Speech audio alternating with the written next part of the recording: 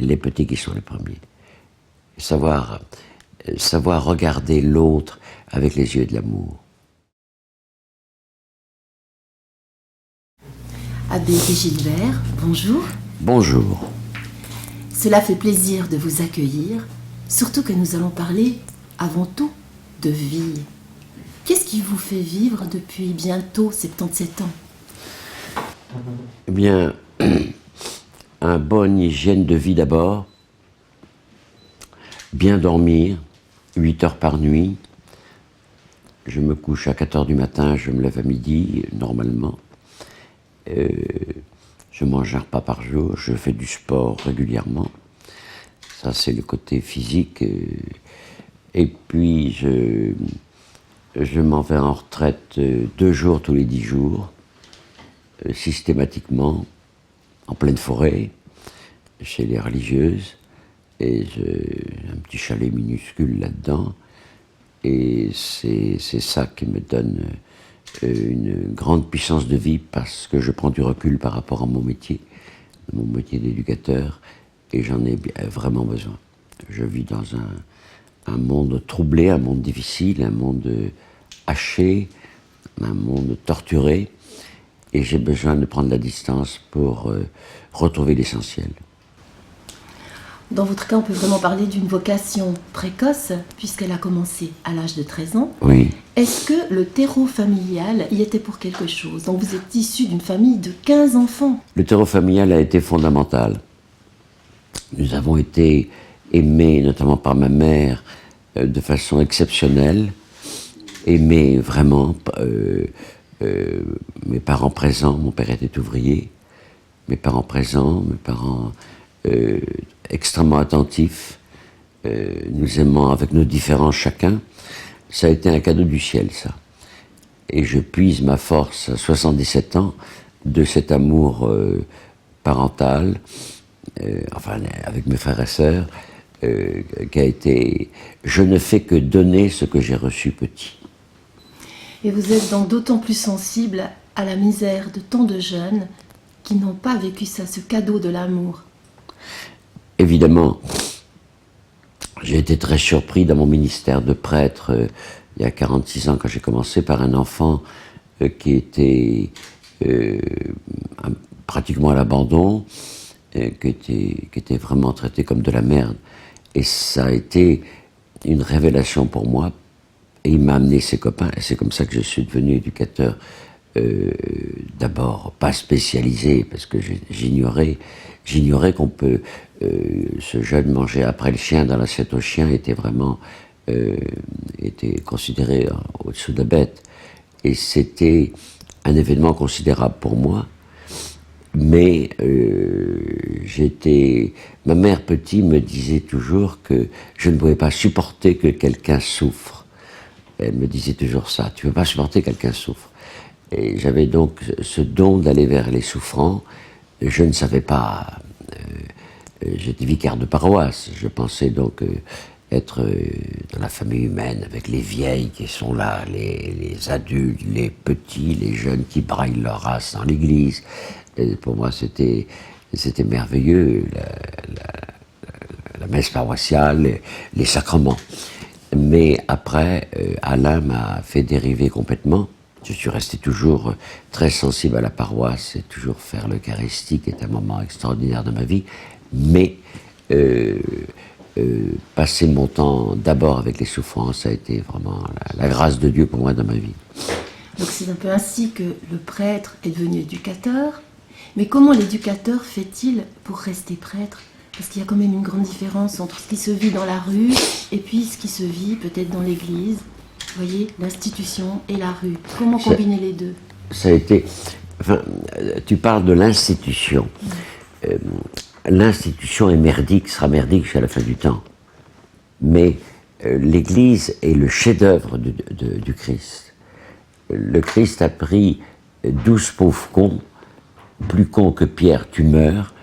Il était avec le Christ, toujours en voulant la première place. Et quand il voit le Christ qui est détruit physiquement, quelqu'un lui dit « Mais t'étais pas avec le Christ là ?» Et cet enfoiré de Pierre, c'est le premier Benoît XVI, dit je connais pas, jamais vu. Judas qui le vend, tous les hommes se barrant au moment du calvaire, les femmes sont restées. C'est extraordinaire ça.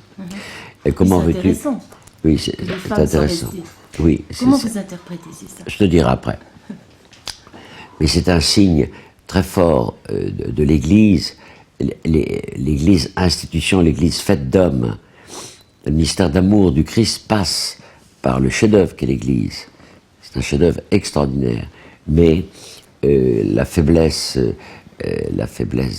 des hommes d'Église, la faiblesse de l'Église institution, ça c'est autre chose.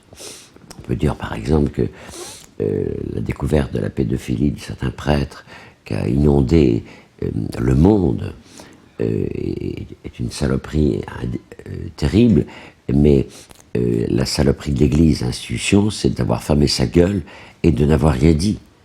Ce qui est une chose grave. Elle n'a pas voulu que les affaires étant révélées blessent l'image de l'Église. C'est une saloperie énorme, ça, énorme de l'Église. Voilà. Mais l'Église reste un chef-d'œuvre parce que c'est par là qu'elle annonce l'amour du Christ.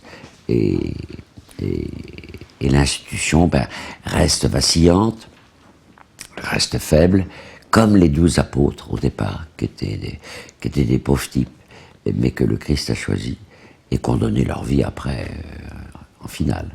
Les médias se portent d'abord sur les chaises vides dans une église. Et à force de le faire, on pense que l'église est désertée. Évidemment, il y a des cheveux blancs, et majoritairement. Les jeunes s'emmerdent à la messe. Et ça, les prêtres le savent, mais ne font rien.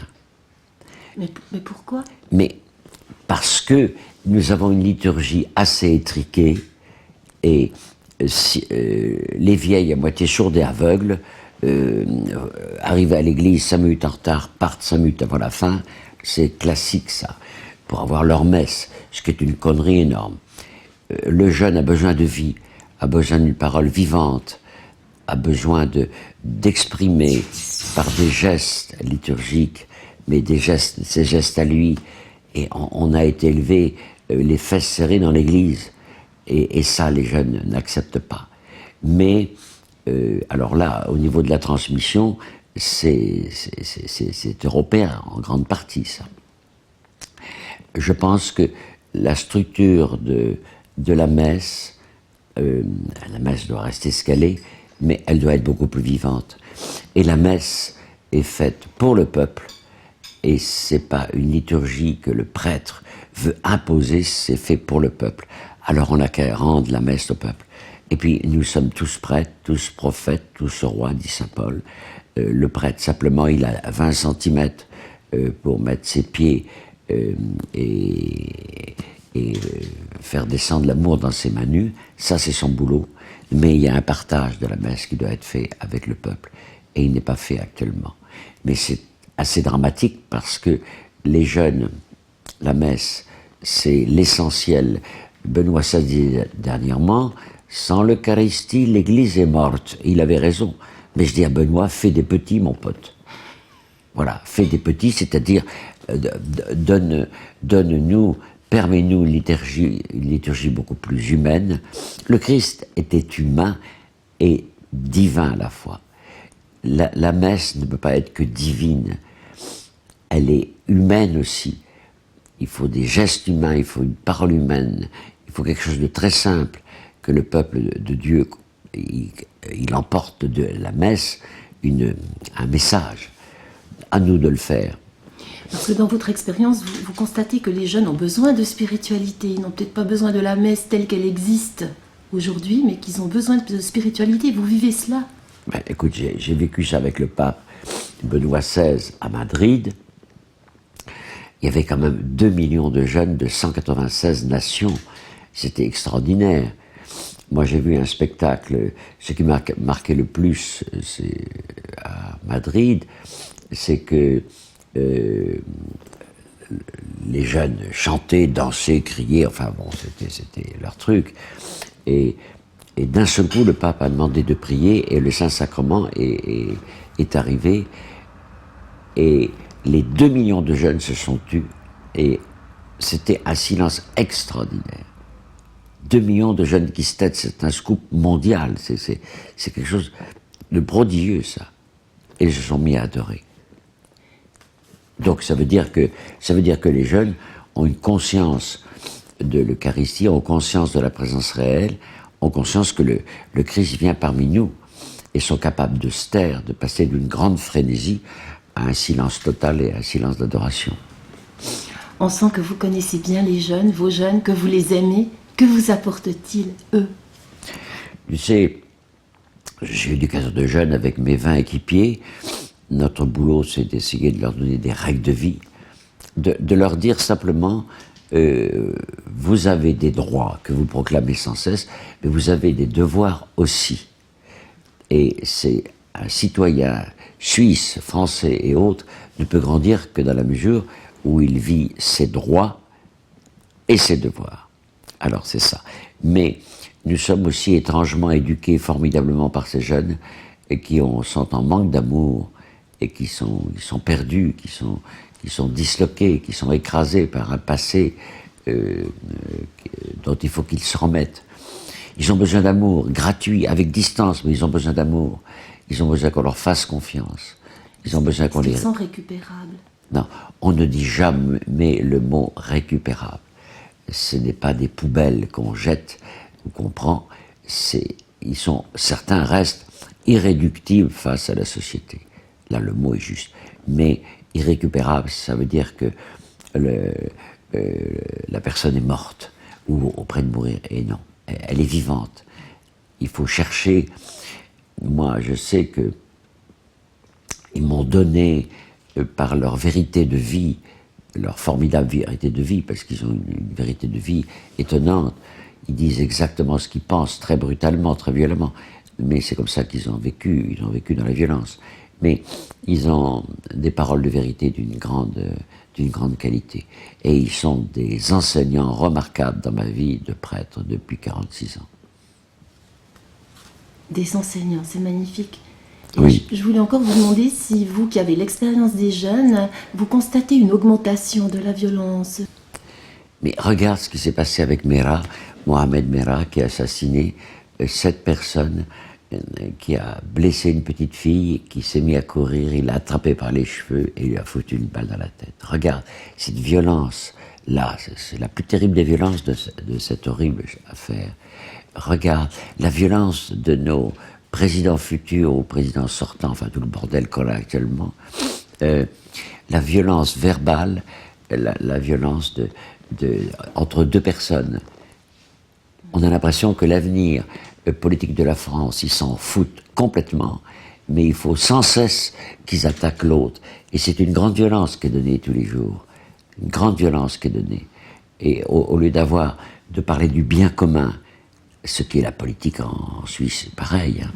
Vous avez vos trucs, je sais pas comment... Conseillers fédéraux. Non, quand vous vous réunissez tous ensemble pour voter quelque chose pour les minarets, contre les minarets. Ah oui, les référendums. Enfin, vous avez des référendums pour tout. S'il y a des puces sur le lac, s'il y a des morbacs de trop quelque part, aussitôt un référendum. Mais au moins, il y a un truc formidable du peuple suisse pour des tas de choses qui vous semblaient pénibles. Voilà, c'est bon. Mais ce n'est pas... Et puis, vous avez la chance d'avoir 7 présidents. Comme ça, ils font pas chier pendant 5 ans, tu comprends. En un an, vous remplacez un autre. Hein. Non, ça, c'est pas mauvais, ça. Vous n'avez pas un Premier ministre ou un président écrasant que nous avons en France. Mais, pour venir, le bien commun, si nos hommes politiques se déchirent publiquement pendant des mois pour annoncer que l'un ou l'autre c'est le meilleur, je pense que c'est pas la meilleure façon pour les jeunes de comprendre que nous allons vers le bien commun, ça c'est certain. Question qui va vous sembler bête, tant pis, j'ose. Qu'est-ce qui peut sauver ce monde? C'est l'amour qui sauve le monde. L'amour vainc tout. C'est l'amour, seul l'amour. L'amour gratuit, l'amour écoutant. Écouter les jeunes, ils ont besoin immensément d'être écoutés. Voilà. Savoir que la confiance donnée aux jeunes est essentielle pour les bâtir, les responsabiliser. Chercher du travail actuellement pour les jeunes, c'est la priorité absolue. Un jeune sans travail, c'est un jeune sans avenir. Et là, évidemment, il trouvera les substituts de merde, il trouvera la drogue, il trouvera toutes sortes de choses. Voilà. Et la violence vient en partie de ce monde social désarticulé. Là, c'est sûr. Parce que le social peut tuer. Le social peut tuer. On dit toujours que les parents sont coupables. C'est vrai, ils ne s'occupent pas assez des enfants, on peut dire. Hein. Mais le social peut tuer. S'il n'y a pas de travail, c'est une catastrophe. Un jeune a des rêves. Et si on lui casse ses rêves, en lui proposant rien du tout, il peut aller facilement vers la drogue. Et ça, c'est difficile. Et la violence, évidemment. Vous qui côtoyez tous ces jeunes, comment leur transmettez-vous Dieu ou leur parlez-vous de Dieu? Ça ne doit pas être facile à des êtres qui sont cassés, qui sont dans une telle souffrance. Non, j'annonce Dieu en fermant ma gueule. Parce que des jeunes qui ont été violés, qui ont eu des problèmes très très graves, on leur a violé leur enfance, leur adolescence. Comment veux-tu que je leur plaque un Dieu d'amour alors que l'humanité a été cassée? Ça serait un viol quelque part. Je dis la messe, je m'occupe de jeunes arabes en même temps, et j'ai constaté ceci, c'est qu'à chaque cérémonie, je vais à Pâques faire la cérémonie là-bas, à chaque cérémonie, avant une cérémonie, j'ai une petite paroisse que l'évêque m'a donnée depuis 38 ans, et je dis, qui est croyant ici? Seuls les musulmans lèvent la main. Les Européens ne lèvent pas la main. Et pourtant, certes, la plupart sont baptisés. C'est-à-dire que le musulman a gardé le réflexe de voir son père et sa mère qui, 5 fois par jour, prient. Il va à la mosquée. Tout est prière. Il y a on attaque l'islam, évidemment, dans l'extrémisme, on a raison, mais quand on regarde vraiment l'islam vécu, le jeune a le réflexe de Dieu immédiatement. Et nous aurions quelque chose à apprendre, nous chrétiens. Ah ben moi, je te dis qu'à chaque fois, chaque messe que je fais, les musulmans viennent en aube, comme enfants de chœur, me servir la messe, en Provence. Ils restent musulmans, ils mangent la viande halal, ils font le ramadan. Mais ils viennent avec moi. Et c'est absolument merveilleux. Je ne les change pas. Mais ils ont un appel spirituel très profond.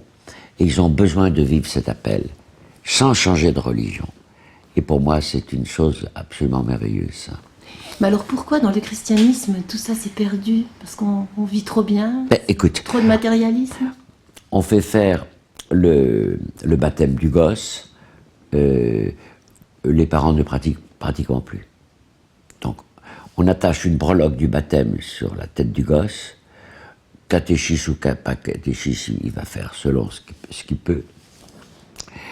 On l'envoie faire la communion, il n'y a pas de problème.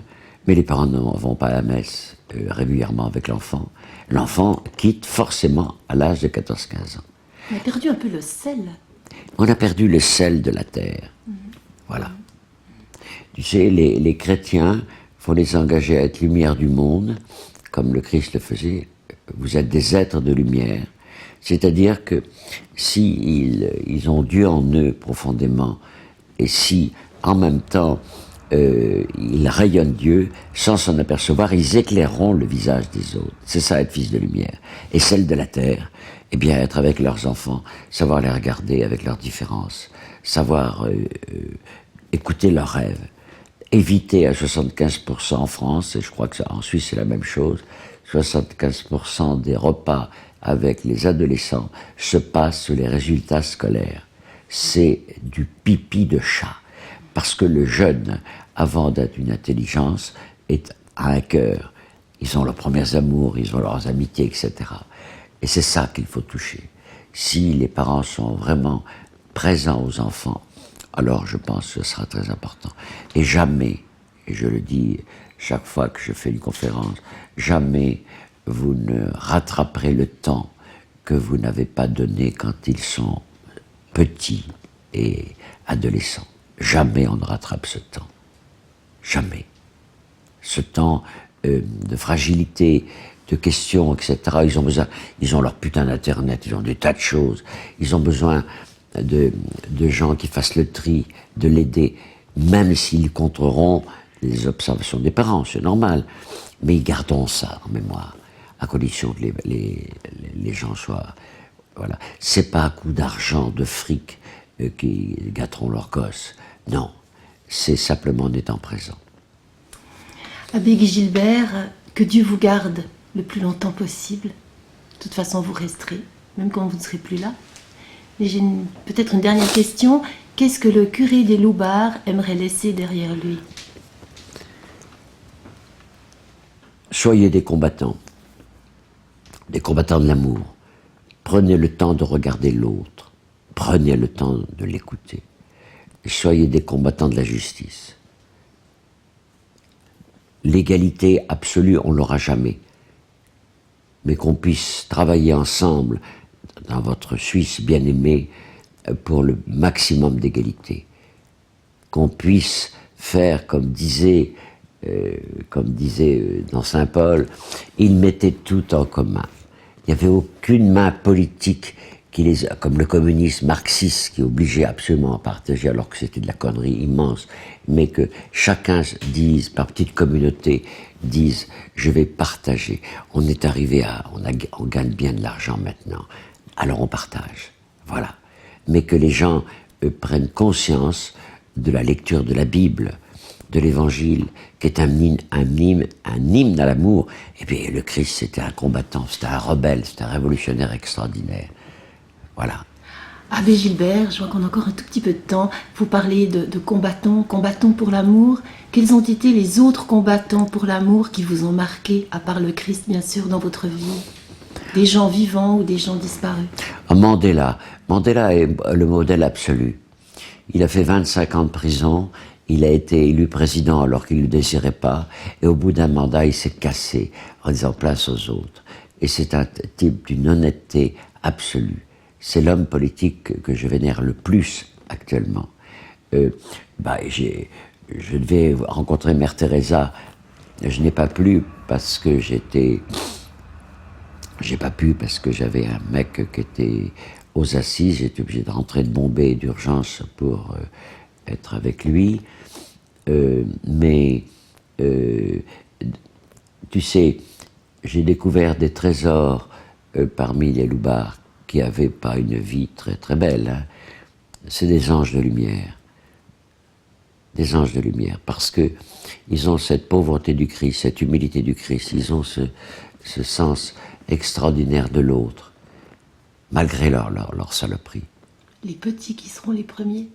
Les petits qui sont les premiers. Savoir regarder l'autre avec les yeux de l'amour. Voilà, je pense que c'est ça, être lumineux, et savoir être sel de la terre, pour essayer de savoir ce qu'il a dans le ventre, ses désirs, etc. Et essayer de l'aider, l'écouter. Je pense que je souhaite que tous ceux qui écouteront soient des fils de lumière et le sel de la terre. Abbé Guy Gilbert, vive la lumière. Oui. Amen. Les petits qui sont les premiers. Savoir regarder l'autre avec les yeux de l'amour.